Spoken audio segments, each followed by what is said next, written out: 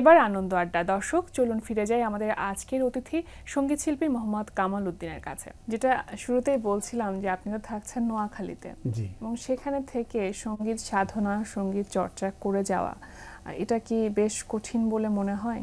বেশ কঠিনই আসলে। আমাদের ওই এলাকাতে একসময় মানে সঙ্গীত করা মানে খুবই একটা ব্যাপার, সেটা আমি বলতে চাচ্ছি না, খুব কষ্টকর। সেখান থেকে বেরিয়ে এখন আমাদের পরিবেশটা একটু সুন্দর হয়েছে, এখন আমরা স্বতঃস্ফূর্তভাবে সঙ্গীত চর্চা করতে পারি। আপনি তো সঙ্গীত চর্চা করছেন অনেক বছর ধরে। জি, আমি ছোটবেলা থেকে সঙ্গীত চর্চা করছি। কত বছর বয়সে হাতে খড়ি বা আপনার পরিবারে এমন কেউ ছিল কিনা যারা সঙ্গীত সাধনা করতেন? পারিবারিকভাবে আমরা সঙ্গীতের সাথে জড়িত। আমি জন্মেই দেখি যে আমাদের ঘরে চর্চা হচ্ছে সঙ্গীত। সেটা আমার দাদা বাবা ওনারাও গুনগুন করে গান করতো, পুঁথি পড়তো। তার সাথে সাথে আমার বড় ভাই অধ্যাপক মোহাম্মদ হাশিম, তিনি গান করতেন। তিনি আমাদের মরমী শিল্পী আব্দুল আলিমের ছাত্র ছিলেন। তিনি লোকসঙ্গীত চর্চা করেছেন।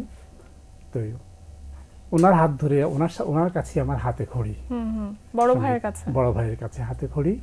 উনি আব্দুল আলিমের কাছে শিখতেন। তো ছোট অবস্থায় উনি এসে আমাকে শেখাতেন লোকসঙ্গীত। তো পরে আপনার শুরুটা একেবারে লোকসঙ্গীত দিয়ে শুরু। তখন তো নোয়াখালীতেও নিশ্চয়ই আঞ্চলিক গান ছিল বা আঞ্চলিক গানের প্রচলন ছিল। আঞ্চলিক গান খুব কম ছিল। পরবর্তীতে আমারই বড় ভাই অধ্যাপক মোহাম্মদ হাশিম, তিনি নোয়াখালীর আঞ্চলিক গানের প্রবর্তন করেন। হ্যাঁ, এরপর থেকে নোয়াখালীর আঞ্চলিক গান খুবই মোটামুটি জনপ্রিয় হয়েছে। যেমনি করে আমাদের ভাওয়াইয়া আঞ্চলিক গান, রংপুরের ভাওয়াইয়া গান উত্তরবঙ্গের, সেটা জনপ্রিয়, সারা পৃথিবীতেই জনপ্রিয় এখন। এরপরে আমাদের চট্টগ্রামের আঞ্চলিক গান, সেটাও জনপ্রিয় হয়েছে। এর পরবর্তীতে আমাদের নোয়াখালীর আঞ্চলিক গান এখন জনপ্রিয়। পরবর্তীতে গিয়ে গানের তালিমটা কোথা থেকে বা কিভাবে নেওয়া? আপনি তো মিউজিক কলেজে পড়েছেন। জি জি, আমি সঙ্গীত মহাবিদ্যালয়, তখন সেটা ছিল সেগুন বাগিচাতে, শিল্পকলার পাশেই ছিল। সেখানে আমি সঙ্গীত শিখেছি, পড়েছি, লেখাপড়া করেছি। সেটা কত সালের দিকে? 70 এবং 80-র দশকে। সঙ্গীতকে যে পেশা হিসেবে নেওয়া যায় বা এটা নিয়ে ভাবা যায়, এই বিষয়টা তো তখন আপনার কাজ করেনি। জি না, তখন এই জন্যই আমাদের গার্জিয়ানরা এটা দিত না যে তুমি কি করবে গান করে। আমাদের দেশে, আমাদের এই অঞ্চলে তখন তো এই অবস্থা ছিল না। সঙ্গীতের পেশা হিসাবে যে এত হবে, এটা কেউ মেনে নিতে পারতো না। বর্তমানে কিন্তু সঙ্গীত নিয়ে সেই সময় আপনি গুরুজি হিসেবে কাকে পেয়েছেন এই গানের জন্য? সঙ্গীতে পেয়েছি ওস্তাদ নারায়ণ চন্দ্র বসাক, ওস্তাদ আক্তার সাদমানি স্যার, ওস্তাদ ফুল মাহমুদ স্যার, ওস্তাদ মোহাম্মদ হানিফ স্যার, ইনাদেরকে আমি উচ্চাঙ্গ সঙ্গীত হিসাবে পেয়েছি। এবং নজরুল সঙ্গীতে পেয়েছি ওস্তাদ আব্দুল লতিফ স্যার, ওস্তাদ শেখ লুৎফুর রহমান স্যার, ওস্তাদ সুধীন দাস স্যার। প্রথমে আপনি যে লোকসঙ্গীত করলেন, তারপরে উচ্চাঙ্গ সঙ্গীতের তালিম নিলেন, তারপরে নজরুল সঙ্গীত। এই যে গানের বিভিন্ন রকম যে ধারা আছে, এই ধরনের ধারাগুলোকে আপনি কেন বেছে নিয়েছিলেন? বা এটা কি আগে থেকে পরিকল্পিত ছিল, নাকি সময়ের তাগিদে বা সময়ের প্রয়োজনে এই ধারাগুলোর সাথে আপনি পরিচিত হলেন? কোনো পরিকল্পনা ছিল না। তবে লোকসঙ্গীতটা আমাদের রক্তের সাথে মিশে আছে। আমরা তো গ্রামের ছেলে। লোকসঙ্গীত আমরা আব্বাস উদ্দিনের রেকর্ড শুনেছি, তখন আব্দুল আলিমের গান শুনেছি।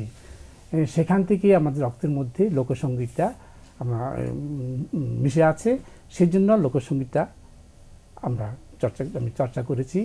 পরবর্তীতে আমি যখন নজরুল সঙ্গীত শুনি শিখতে এসে, তখন দেখলাম জানি এত শক্তিশালী একটা সঙ্গীতের বিষয়, এবং সুরের বৈচিত্র্য, সব ধরনের বিষয় নিয়ে নজরুল গান লিখেছেন। হ্যাঁ, আমাদেরকে নাড়া দিয়েছে।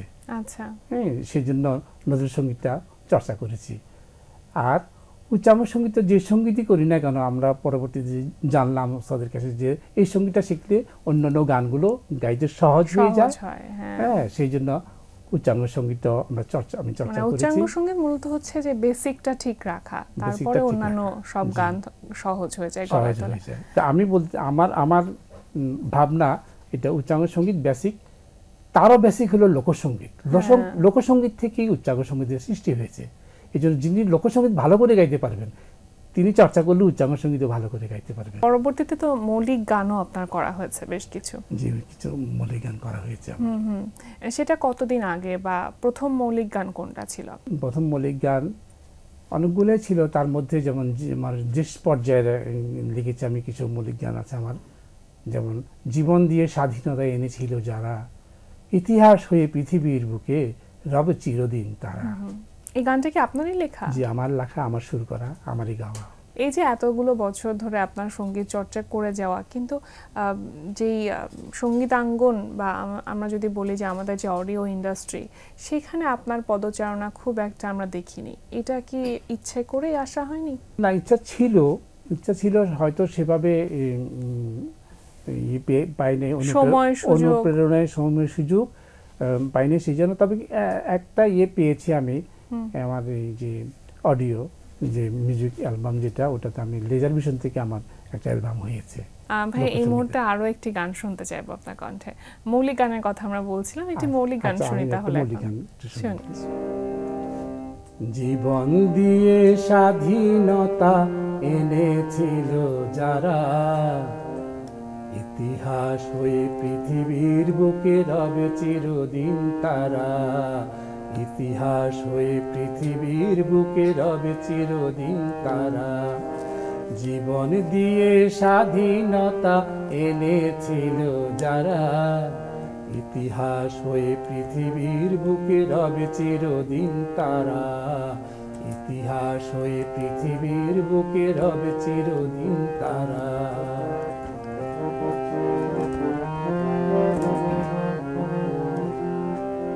একাত্তরের মুক্তিযুদ্ধ 9 মাস চলেছিল, এরই মাঝে 30 লক্ষ বীর শহীদ হয়েছিল।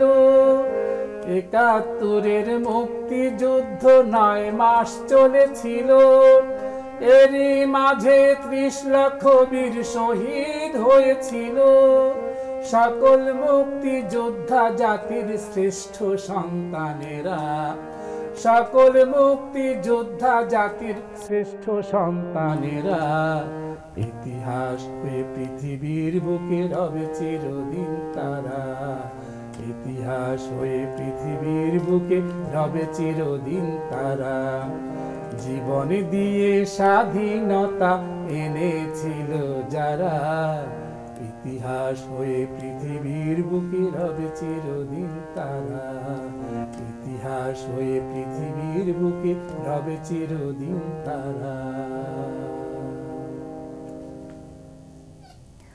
অনেকগুলো বছর ধরে তো গান নিজে শিখেছেন, নিজে বিভিন্ন গুরুজিদের কাছ থেকে গানের তালিম নিয়েছেন, এখন তো গান শেখাচ্ছেন, তো এই বিষয়টি কেমন লাগে? পরম্পরা যে জিনিসটা আমি আমার গুরুজির কাছ থেকে শিখেছি, আবার আমি এখন আমাদের নতুন প্রজন্ম যারা, তাদেরকে সহযোগিতা করছি, শিখাচ্ছি বলবো না, তাদের সাথে আমিও শিখি, তাদের থেকেও অনেক কিছু শেখা আছে। তারা গায়, আমি ভাবি যে এই কিভাবে গাইলো, অটোমেটিক তার কণ্ঠ চলে আসছে।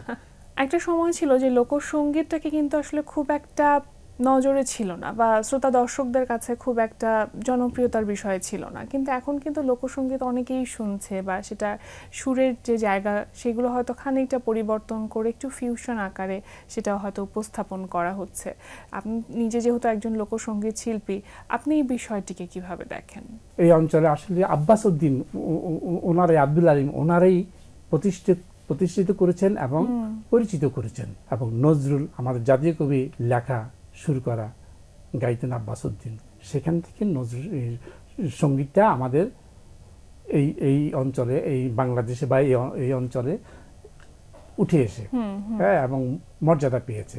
এরপরে আমাদের যারা অগ্রজ আছেন, গুণী শিল্পী, ওনারা এমনভাবে পরিবেশন করেছেন, সেই লোকগান সেই মাঠে প্রান্তর থেকে ড্রয়িং রুমে পর্যন্ত চলে এসেছে, তাই না? সেই লালন সঙ্গীত আমাদের, সেই হাসন রাজার গান, সেই আঞ্চলিক গান, সব গান এখন ড্রয়িং রুমে বসে আমরা শুনি এবং শিল্পীরা গায়। জি, গান নিয়ে নতুন কোনো পরিকল্পনা আছে? মৌলিক গান বা অন্য যে কোনো গান নতুন আসবে?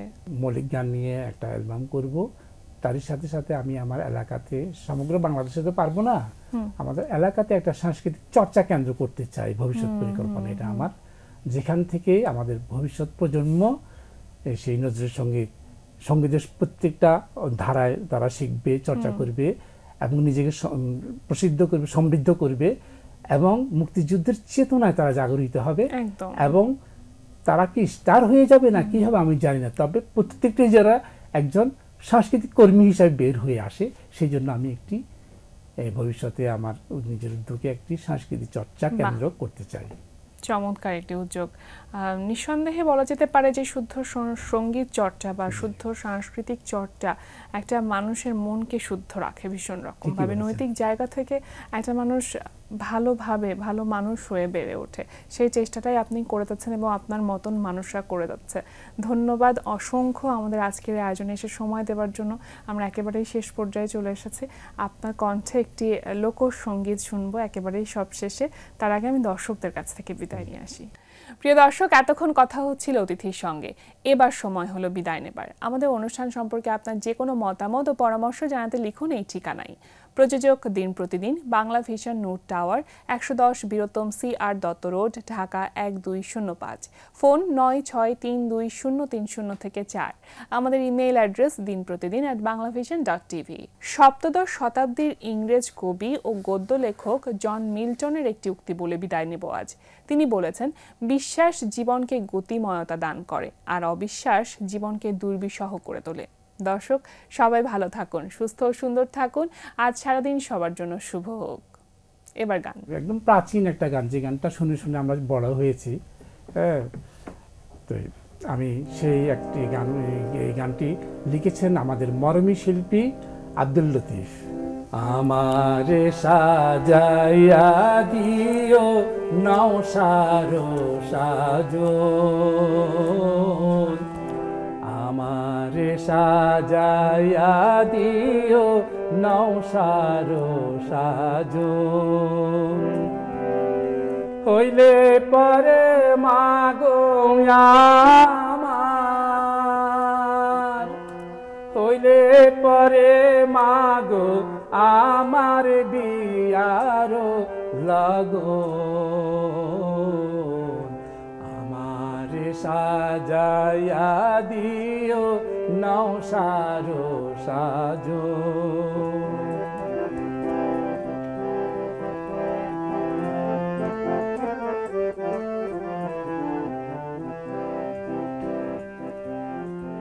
গোলাপ জলে গুলে সাবান মাগো,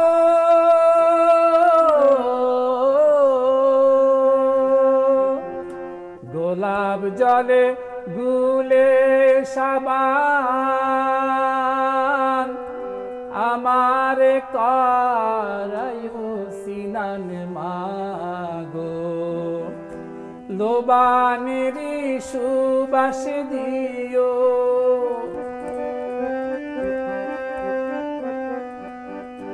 লোবানেরি সুবাস দিও, সাদা পরাইও বসন, আমারে সাজায়া দিও নওশারো সাজন, হইলে পরে মাগো আমার, হইলে পরে মাগো আমার বিয়ারো লগন, আমার সাজাইয়া দিও নওশারো সাজন, আমার সাজাইয়া দিও নওশারো সাজন।